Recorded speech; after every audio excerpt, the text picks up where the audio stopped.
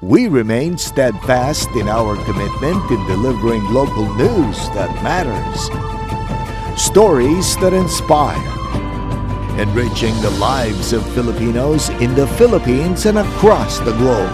This is your GMA Regional TV. Buong puso para sa Pilipino.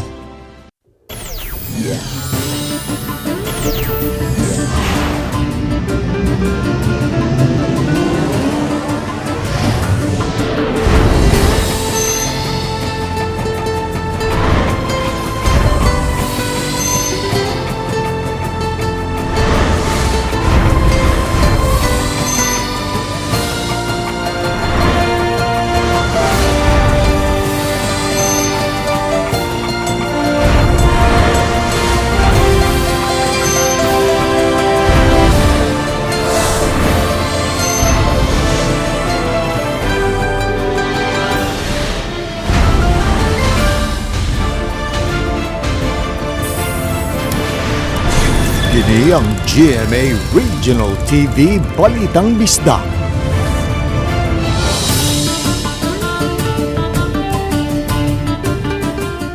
Maayong hapon, kini ang inyong GMA Regional TV Balitang Bisdak, ang bugtong kasaligan.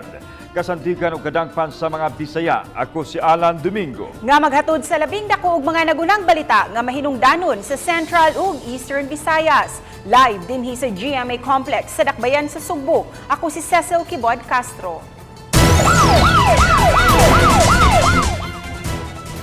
Motorista patay samtang sundalo na angon human nagdumili paghunong ang motorista sa checkpoint sa Dakbayan sa Talisay. Nasuta sa pasiunang investigasyon nga expired na ang lisensya o Y plate number ang motor sa namatay nga motorista. Ang report ni Femari Dumabo.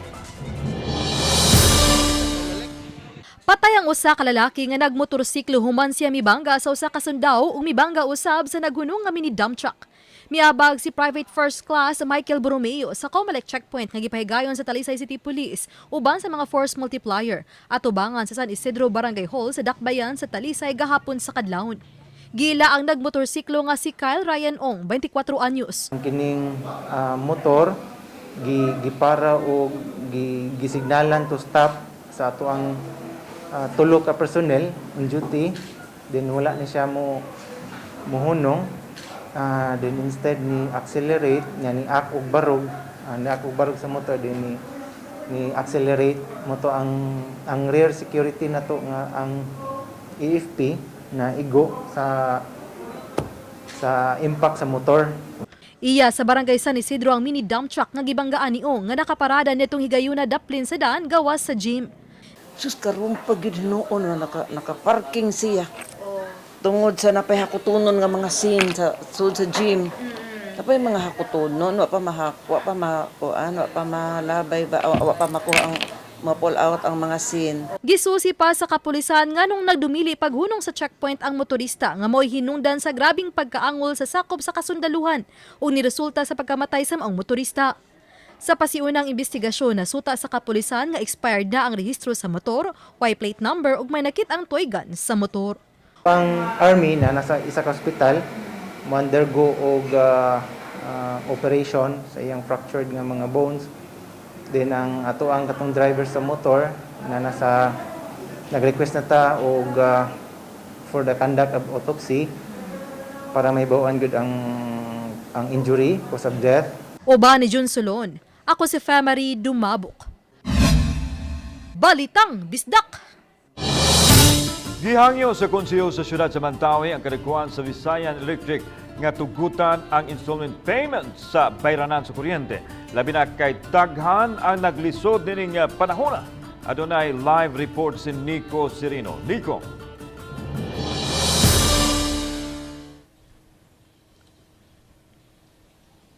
Yes, Lan, daghan tuod ang nakugang dihang nakadawat sila sa ilang electric bill karong bag-o mao nga ang konseho sa Dakbayan sa Mandawi dunay hangyo sa power utility. Sa sesyon sa konseho natuki ang draft resolution awhag nila sa Visayan Electric. Gihangyo ang power utility nga tugtan ang installment basis sa pagbayad sa electric bill sa buwan sa Disyembre 2021, Enero ug Pebrero 2022. Kini ilabi na kuno kay daghan pa ang naglisod gumikan sa pandemya ug sa pag-igo ni Bagyong Odette. Sa pagbasa namo sa mga comments, no, daghan gyud kaayong na-overwhelm sa ilahang bill lately sa VECO. So mao na we decided to draft a resolution, hopefully ma-soften taon ang heart sa VECO na muhatag sila kaning what we call on staggered payment. Panghinaot sa konseho mas spread out ang monthly installment sulod sa pipila ka buwan aron dili bugat sa mga konsumidor. A lot of people nga kaning nawagtangan jud og trabaho, unya di lang kana sa mga establishment like the small scale business enterprise, no, they're trying to recover. So nanghangyo lang sa VECO if they will allow us. Gikuhaan pa sa GMA Regional TV sa Habig ang kadagkuan sa Visayan Electric. Matod ni Queenie Bronce, Reputation Enhancement Manager, mo-issue ra sila og dugang pamahayag kabahin sa issue sa electric bill. Apan sa iyang nahaunang statement nga gipost sa social media, nag-awhag siya sa konsumidor nga susihon ang ilang bayranan.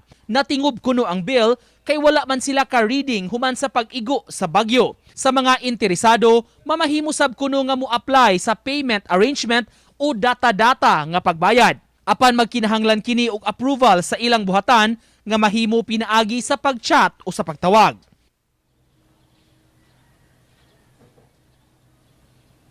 Sulod ning si manahalan mo patawag og press conference sa kadagkuan sa Visayan Electric aron matubag kining mga issue kabahin sa bill sa kuryente. Lan? Daghang salamat, Nico Serino. Adunay igong supply sa Sputnik vaccine ang dakbayan sa Subo, ilabi na ni adtong mga magpa-second dose. Subay sa isyu karon sa Russia ug Ukraine. Ani ang report.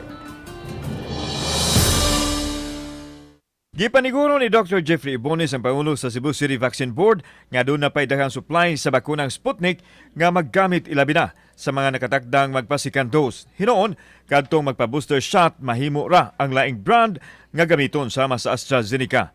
Ang Sputnik vaccine gikan sa nasod sa Russia nga kasamtangang nalambigit sa gyera batok sa Ukraine.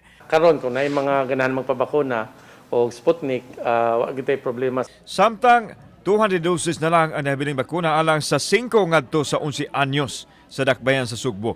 Kung mahurot na kini, karong adlaw ihunong una ang pagpamakuna sa mga bata samtang magpaabot pa sa dugang supply gikan sa DOH. Ang supply mo gud nato national, no, sila sa Lakibaw kung nos agad maabot, but hopefully this week maabot siya. Basta we are praying lang gud, no, and every time magsige man tag follow up sa Department of Health ug sa VVOC. Kauban si Clover Lumayag, ako si Alan Domingo.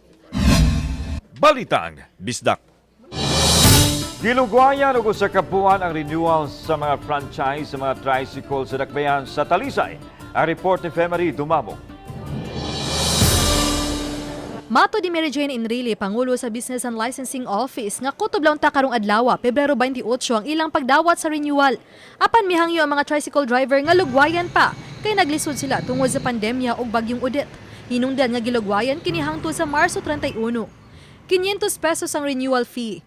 Sa 1,600 ka mga tricycle, 1,300 na kanila ang nakaparenew. Naasan sila ay penalty nga 25% of the 500. So pasabutan na 25% of the 500, mga 120, 125 sa dang ilahang kuan. Samtang gipaybaw ni Joy Tumulak, hepe sa City of Talisay Traffic Operations Development Authority, nga ilang irekomendar sa konseho nga tugutan na ang mga tricycle nga mapuno na sa mga pasahero, inay nga tagtulo lang. Apan magpabilin nga 15 pesos ang plitihan tungod sa padayon nga pagsaka sa presyo sa krudo. Giplano pa, giandam pa ni Konsehal Ferdi ang pag-amendar sa ordinansa nga padungagan ang atuang pasahero. Apan gikinahanglan gihapong magsulob og face mask ang mga pasahero ug driver. Uban ni Jun Solon, ako si Femery Dumabok. Balitang Bisdak.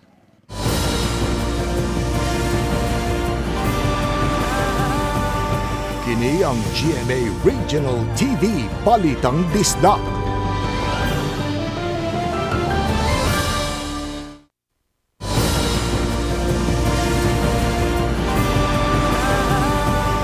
Kini ang GMA Regional TV Balitang Bisdak. Batang gimugso nga gideklarar nga babae mismo sa paanakan sa Dakbayan Sugbo apan diha gihatag na ngadto ginikanan nahimo namang lalaki. Sayro nato ang istorya pinaagi ni report. Naghinaminam ang inahan nga babae na ang iyang ikaupat nga anak kay mauman kini ang gipahibaw kaniya sa staff sa Tambalanan human siya nanganak pinaagi sa cesarean operation. Sa mga dokumento, female ang entry, lakip na gani ang birth certificate, diin nakatala ang ngalan sa babae. Ang mga gamit nga gipapalit pambabae usab, apil ang kulor apan dihang gidala na kanila ang bata gikan sa nursery. Human sa duha ka adlaw nahimo namang lalaki.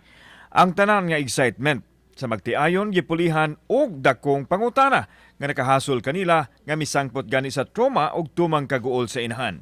Aron mahatagan og kalinaw sa hunahuna, mitanyag kuno ang paanakan nga ipaubos sa DNA test ang bata nga gihangop usab sa magtiayon. Apan nanawagan sila og laing independent DNA testing aron paglikay sa pagduda. Gitugaan sa magtiayon nga gusto usab nilang magkurhian ang sipyat sa paanakan aron wa nay laing mahisama kanila. Nasayran nga nagpalaygit na ang inahan kay nagdahom nga kumpleto na ang ilang mga anak. Apan sa nahitabo karon, hingpit nang nawala ang kahigayunan nga makaanak pa og babae. Ang amo lang nga matagaan mig peace of mind nga ma-DNA ang bata sa amo ang side pod. Dili na pud sad mausab sa uban nga maparehan ni sa amo ay nga nani nga trauma emotional ba. Wala lang una nganli ang paanakan samtang gikilakda bangkwaan sa ilang habig samtang kuhaan usab sa habig nini ang Department of Health. Kauban si Christopher Lumayag, ako si Alan Domingo. Balitang Bisdak. Mga nasunugan sa barangay Sambagdo sa Lakbayan sa Sugbo nanawagan og dinali ang tabang, ilabi na mga housing materials. Lakip sa mga nasunog, module sa mga tinunan. Ang report ni Femery Dumabo. Lakip sa nangayawat nga aduna pay mahagdaw si Andre Ansag, grade 3 pupil nga nanguykoy sa naabo nga mga butang sa ilang panimay. Namunit usab siya sa nabili niyang module. Aduna siya panawagan sa iyang mga magtutudlo sa City Central School. Sir, sorry kay nasunog. Ang module. Wala na kayo siran. Wala na. Papasaro na lang ko. Kay nasunog ang kwan, nasunog ang module. Tanan ay wala man minadukuha gyud. Sa akong mga tinda wala gyud ang module sa pa buan. Nangako ako sunog. Lakip ang ilang panimay sa 74 ka mga balay nga naugdaw ug laing na po nga partially damaged sa sunog sa sitio Palsiside sa miaging Biyernes sa hapon. Moabot sa 148 ka pamilya ug kapin sa 600 ka mga tawong apektado. Si Wilfredo Tero usa sa nasunugan nanawagan og housing materials. Tapad lang ang iyang panimay sa balay ni Narcisa Porlasin, diin gikatawong nagsugod ang sunog. Na-emotional usab ang tag-iyan ining upat ka andana nga balay nga nahuman lang sa miaging tuig. Human sa napo ka tuig nga pagpabarog niini. House materials gid ma'am among kinahanglan ma'am. Materials gid among kinahanglan ron og nay katabang. Katabang para makababarog lamig paypayag. Makahuot sa dughan ba kay amo ning gikuan para pamilya niya. Mo. Ha? Nag-agi pa mig bagyo.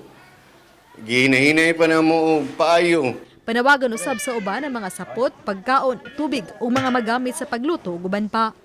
Gibanabana mo balor sa 1.350,000 pesos ang danyos sa sunog. Uban ni Jun Sulon, ako si Femery Dumabok. Balitang Bisdak. Ugma pa musod ang buwan sa Marso. Apan karon pa lang, formal nang gibuksan ang Women's Month celebration sa siyudad sa Mandaue. Lain-laing kalihukan ang giandam. Alang niini, ang report ni Nico Sereno. Nagsulop og kolor nga purple ang kadaghanan sa mga empleyado ug opisyales sa Mandaue City Hall. Kinialang sa formal nila nga paglusad sa mga kalihukan subay sa Women's Month celebration sa buwan sa Marso. Importante kuno nga matimaan kini aron maila ang kamahinungdanon sa papel sa kababayen-an ug pagproteher sa ilang katungod. Tanan nag-celebrate man gid niini. So kaning March mo gina siya atong ilhanan nga ato gina i-celebrate ang Women's Month nga gani kung wala lang gyud ang atong pandemya Naagi tay daghang kay activity nga inline ani. Usa sa mga gilusad nga event ang Agri-Fair nga gimanage sab sa mga kababayenan. Ang mga gipamaligya tinanom nga utanon gikan sa City Nursery ug ang uban gikan sa usa ka farm sa bukid. Gipromote sab sa syudad ang containerized gardening sama ni ini mga tanom nga kangkong nga ready for harvest nga anaa sulod sa mga kaang. Very kuan pod helpful kay atong mga empleyado diri, mga walk-in customers, nakita po nila ang mga utanon, which also will support to our causa, no? Matod sa Gender and Advocacy Office sa Dakbayan, daghang kalihukan ang ilang gihanay sa buwan sa Marso pagpahinumdum sa mga tao sa importansya sa advokasya alang sa kababayenan. We showed how resilient women are. So ingon man ta, we make change work for women. So women can make a change. Uban ni Godfrey Relien, Nico Sereno, Balitang Bisdak.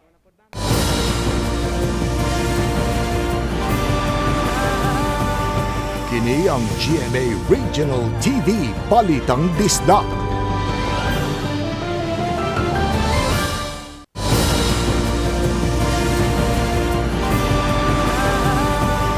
Kini ang GMA Regional TV Balitang Bisdak.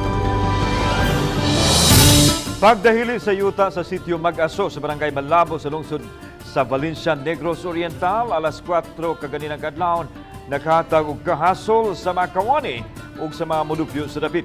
Ang report ni Chelo Valiana. Natanggong ang mga motorista sud sa pipila ka oras human mahitabo ang landslide alas 4 kaganihang kadlawon.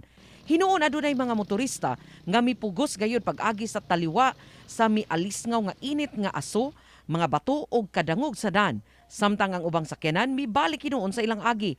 Usa ka private company mipahigayon og clearing operation. Ang maong kumpanya mao'y labing apektado kung adunay landslides nga mahitabo sa maong dapit.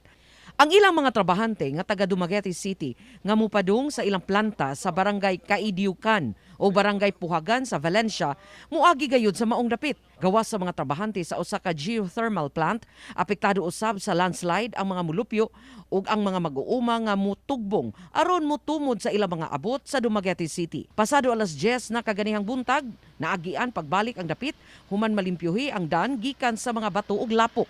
Matod sa Pag-asa, ang localized thunderstorms maoy hinungdan sa pagbunok sa kusog nga uwan nga maoy hinungdan sa nahitabong landslide. Wa hinuoy na angol sa aksidente. Uban ni Rod Prado, Chelo Valiana, Balitang Bisdak. Ikaupat nga hugna sa GMA Masterclass Series 2022 nagmalampusod ning higayon na sa University of San Carlos na usab kini gipahigayon. Si Luan Merondina sa report. Sa Father Theodore Buttonbrook Hall sa University of San Carlos gipahigayon ang physical setup sa GMA Masterclass Series Cebu Leg. Subay gihapon sa health and safety protocol, limitado lang ang gidaghanon sa mga tinunan nga nakasalmot sa face-to-face discussion, samtang ang ubang mga tinunan misalmot online. Si First Vice President and Head of GMA Regional TV and Synergy, Oliver Victor Beltran Amoroso, mipasabot sa tumong sa Masterclass. As we prepare our young electorate by harnessing your critical thinking skills and helping you make informed choices as we choose the next set of leaders come May. 5 ka mga speakers sa nagkadayang field ang mipaambit sa ilang mga kasinatian ug mga nakatunan aron makabot ang tagsa-tagsa nila kanahimutangan ug mihatag usab og mga tips alang sa umaabot piniliay. Ang inyong alagad mipaambit sa kamahinungdanon nga mahatagan og pagtagad ang mga local issues ug interest. As journalists, it is not enough that we just report facts, but we have to see to it that they do not fall on deaf ears. Si GMA Senior Social Media Producer Joselito Natividad mihatag og ideya ngadto sa mga tinunan kung unsaon pag-ila ang unsa may fake news nga gipakatap online. Kung pinost siya ng mga luma-luma na wag niyo nang i-share. Pero kung nakakita kayo ng sa palagay niyo fake siya, talagang hindi imposibleng mangyari, i-report nyo as a responsible user ng social media, i-report nyo na agad. Ang inspirational talk nga gihatag ni celebrity chef Jose Sarasola mahinungdanon ilabi na ngadto sa mga patigayon nga naigo sa pandemya. Since medyo walang kita kasi walang crowd masyado, I had to make promos, discounts para kumita yung bar ko to take care of my staff. Para meron pa rin silang sweldo. Ang pangandoy nga daw bisan unsa man kini kalisod kabuton apan kun determinado ka sa pagkabot niini, siguradong maabot nimo kini. Kini ang mensahe ni Suzette Doctolero, screenwriter, series creator ug creative consultant. As long as hindi ka takot sa rejection, hindi ka takot sumubok, at hindi ka takot na ilaban kahit kanino yung pangarap mo. Samtang si GMA anchor and senior news producer Ivan Mayrina may paambit usab sa iyang mga kasinatian sa field isip Malacañang beat reporter kun unsaon pagsiguro nga mahatod ang insakto ug mahinungdanong balita. We take our mission of providing accurate, timely, and fair information to our audience. It's a mission that we take very, very seriously. Kaya gano'n na lang ang push namin doon sa dapat totoo. With the relevant and important information that they need to make that very important choice for the coming elections. Mainiton usab kining gihangop sa kadagkuan sa tunghaan ug sa mga tinun-an. It is an honor for us to be the only university in Cebu to host this year's GMA Masterclass Series 2022. Isip umaabot ng mga magsisibya ning tibuok Sugbo ug Kabisayan lakip na unya puhon sa tibuok nasod maghimo ni namo nga dakong giya. It was very engaging and an eye-opener to the other possibilities because within political science we usually have this classroom discussions, but then there are only few opportunities wherein we get to learn about what it is outside the four walls of our classroom. It was fun. It was as if we're looking through various fields and aspects of life through their eyes. So it was really a good opportunity, and hopefully we will get to see more of like this in the near future. Uban ni Marlon Melgazo, Luan Merondina, Balitang Bisdak.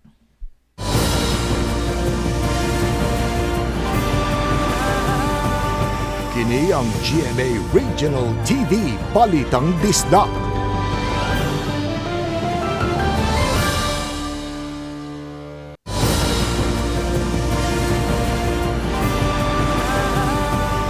Kini ang GMA Regional TV Balitang Bisdak. 60 ka masakop sa Cebu City Police Office ang ipaubos sa random drug test. Kabahin kini sa programa sa Philippine National Police aron pagsigurong luwas ang organisasyon gikan sa illegal drugs nunod usab sa internal cleansing program. Wa pa hinuon mo pagawas ang resulta sa nasong drug test apan kung masuta nga adunay magpositibo ipaubos kini sa proseso diin magatubang og bugat nga silot ngadto na sa pagkatangtang sa serbisyo. Bagong ruta sa mga jeepneys nga ablihan sa Mandawi City, pagabutangan sab og electric vehicle. Para gilihok karon ang pag-abli og upat ka mga bagong ruta sa siyudad sa Mandawi. Kini alang sa kadalanan sa DM Cortez, Hernan Cortez, H. Avellana ug ML Quezon. Sa pagkakaroon may duha na ka kumpanya ang naaprubahan nga mag-operate nining mga rutaha. Apan sa sesyon kaganina giawhag sa konseho nga sa mga bagong sakyanan nga mo serbisyo paapilan kini og electric jeepney. Gusto ang syudad nga masuwayan pag-operate og electric jeepney o e-jeep aron matandi sa mga operator kung maayo ba kining gamiton nga sakyanan. Aron pag-mitigate sa pollution, aron makakita sila og unsa ka makasave ba sila sa sa fuel sa instead of using fuel, na lang electric na ilang gamiton. Pagpamakuna sa Dakbayan sa Talisay, gihimo na diha sa mga barangay. Ang report ni Fem Marido Mabo. Giangkon sa Talisay City Health Officer nga sukad sa miaging simana, nagmingaw na usab ang mga vaccination center sa Dakbayan. Hinuon kasamtangan pang gissuspenso ang extended pediatric vaccination sa Dakbayan, kay wa pay dugang supply sa mga bakuna alang sa mga 5 hangtod sa 11 anyos. Subay sa pagmingaw sa mga vaccination center, gihimo usab ang mga barangay mobile vaccination. Usa sa ilang gibisita ang Poblasyon Barangay Hall. Para medyo madagal na sa mga makadawat sa bakuna. Barangay to barangay na lang starting today until siguro next week until maabot na mga additional vaccines for Bedia. Matod ni Alanzado, matag adlaw tulo ka barangay ang mapahigayon sa pagpamakuna alang sa first, second booster dose o bakuna alang sa 12 hangtod sa 17 anyos. Awag niya sa mga talisaynon nga mangutana sa schedule sa ilang barangay.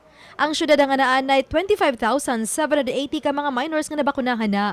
Sa Pebrero 21 nga data, moabot na sa 327,931 ang mga nabakunahan sa syudad sa Talisay. Uba ni Jun Solon, ako si Famary Dumabok. Balitang Bisdak.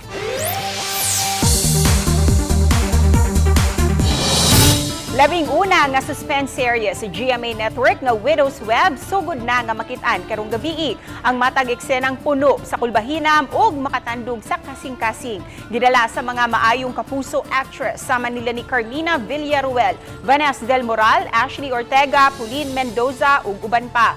Naglibot usab sa istorya sa pamilya ang Widow's Web. Uban usab niini ang karakter nila ni Adrian Alandi, Edgar Allan Guzman, Christian Vasquez, Arthur Solinap ug uban pa. Alang kang Carmina Villaruel, nakakuha kaayo sa iyang atensyon ang istorya sa Widow's Web. Susama sa nakuha na ni Vanessa iyang kaugalingon ang iyang karakter. Mapasalamaton usab ang ubang aktres ug mga aktor sa ilang gidala nga mga papel. Busa ayaw gayud si Piata ang pagsugod sa suspense serye nga Widow's Web karong gabi na sa GMA Telebabad. Salamat sa mga kapuso nato apil na sa gawas sa nason nga nakisayo sa mga dagko ug mga nagunang balita sa rehiyon o gikan dinhi sa Central ug Eastern Visayas. Ako si Alan Domingo. Ang inyong balita, ang among balita, kay matag lokal nga balita, mahinungdanon. Kini ang inyong GMA Regional TV, Balitang Bisdak. Buong puso para sa Pilipino. Ako si Cecil Kibod Castro, ug mayong hapon mga kapuso.